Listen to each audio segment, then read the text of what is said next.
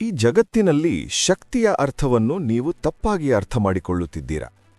ನಿಜವಾದ ಬಲವೆಂದರೆ ಕೇವಲ ಶರೀರದ ಬಲವಲ್ಲ, ನಿಮ್ಮ ಒಳ್ಳೆಯತನವನ್ನು ನಿಮ್ಮ ವಿರುದ್ಧ ಬಳಸಲು ಸಿದ್ಧರಾಗಿರುವವರಿಂದ ರಕ್ಷಿಸುವ ಬುದ್ಧಿವಂತಿಕೆ ಕೂಡ ಆಗಿರಬೇಕು.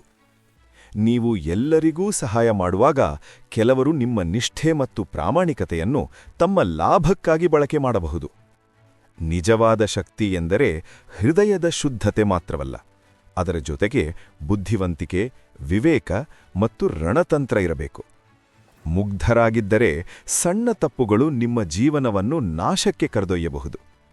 ಕಳೆದ ಜೀವನದ ಪಾಠಗಳು ಹೇಳುತ್ತವೆ, ಮುಳ್ಳಿನಂತೆ ದೃಢವಾಗಿರಿ, ಆದರೆ ನಿಮ್ಮ ಶಕ್ತಿಯನ್ನು ತಿಳಿವಳಿಕೆಯೊಂದಿಗೆ ಬಳಸಿ. ಈ ವಿಡಿಯೋದಲ್ಲಿ ನಾನು ನಿಮಗೆ ಚಾಣಕ್ಯನ 10 ಜೀವನ ಸೂತ್ರಗಳನ್ನು ತಿಳಿಸುತ್ತೇನೆ. ಇವು ನಿಮ್ಮನ್ನು ಪ್ರಬುದ್ಧ, ಸ್ವತಂತ್ರ ಮತ್ತು ಅಜೇಯ ವ್ಯಕ್ತಿಯಾಗಿ ರೂಪಿಸಲಿದೆ.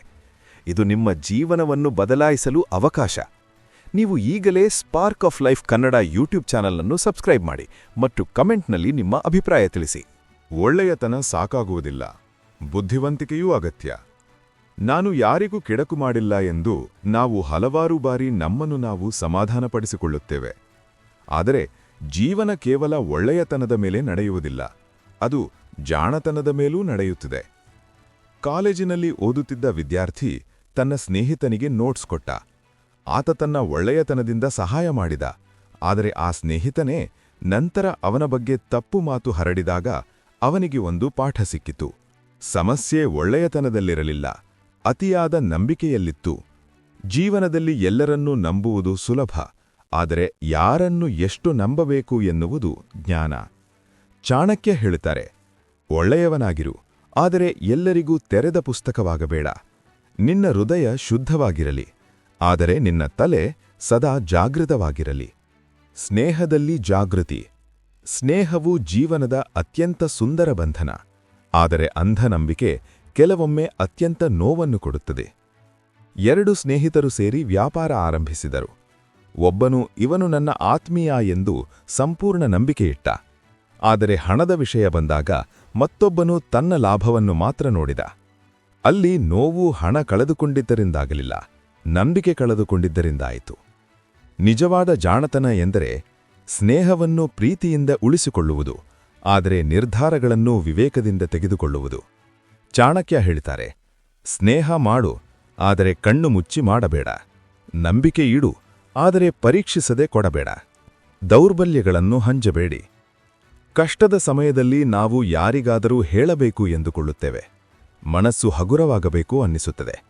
ಆದರೆ ಜಗತ್ತಿನಲ್ಲಿ ಎಲ್ಲರೂ ನಿಮ್ಮ ನೋವನ್ನು ಅರ್ಥಮಾಡಿಕೊಳ್ಳುವುದಿಲ್ಲ. ಕೆಲವರು ಅದನ್ನೇ ನಿಮ್ಮ ವಿರುದ್ಧ ಬಳಸುತ್ತಾರೆ.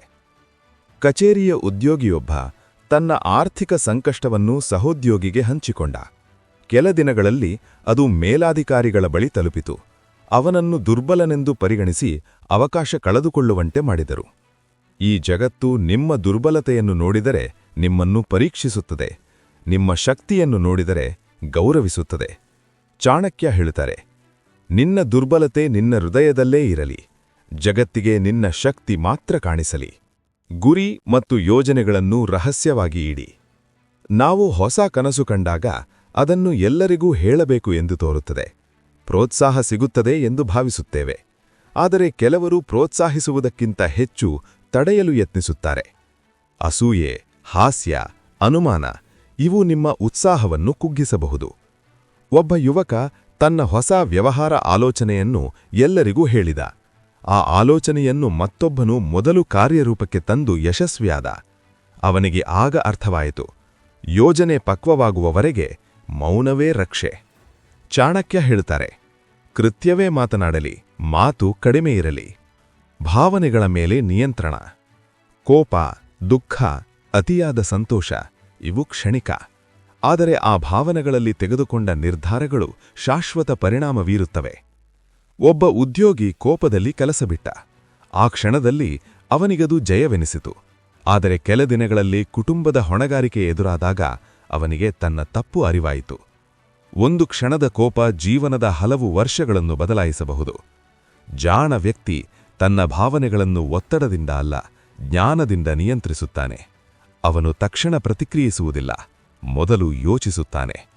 ಚಾಣಕ್ಯ ಹೇಳ್ತಾರೆ, ಭಾವನೆಗಳು ಕ್ಷಣಿಕ, ಪರಿಣಾಮಗಳು ಶಾಶ್ವತ. ಮುಂದಿನ ಭಾಗದಲ್ಲಿ ಉಳಿದ 5 ಅತ್ಯಂತ ಮಹತ್ವವಾದ ಸೂತ್ರಗಳನ್ನು ಕೇಳೋಣ.